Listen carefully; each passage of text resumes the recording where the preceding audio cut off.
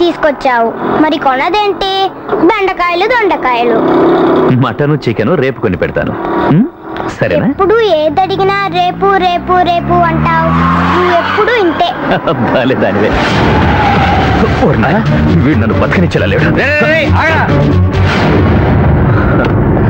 నువ్వెందుకురా పారిపోతావు? నేను భయపడ్డాను. నాకు పారిపోవడం అలవాటైపోయింది. ఆ పిశాచిని భయపడి పారిపోయాను. ఓ కమిషనర్ ముకుందరావా? అని నేను ఎరగదీశాడని చెప్పారు. ఏం చేయమంటారు సార్? వెరిఫికేషన్ సర్టిఫికెట్స్ వచ్చేంత వరకు నేను ఇవన్నీ భరించాల్సిందే. ఈ కమిషనర్కి ఎందుకు ఇంత కష్టం నాకు అర్థం కావడం లేదు. స్పెషల్ బ్రాంచ్ డివైఎస్పీ సైన్ చేయాలి. ఆయన లీవ్ లో ఉన్నాడు కనుక ఛార్జ్ నేను తీసుకున్నాను. నీ పేపర్స్ లో సంతకం పెడతాం కదా అనుకుంటే ఆ ముకుందరావు వచ్చి పేపర్స్ లాక్కెళ్ళాడు. నేనే గనక పాత మ్యాచ్ చూసిన ఏంటనా నిరగదీసి ఉండేవాడిని. ఇప్పుడు కొత్త మ్యాచెస్ అయ్యావా? సిద్ధంగా నీ అల్లరి ఇంకా తగ్గలేదా? చూడు సత్యం, వయసు ప్రాబ్లమ్స్ ఎక్కువ అవడం వల్ల నాకు ప్రతి విషయంలోనూ భయం ఎక్కువైంది.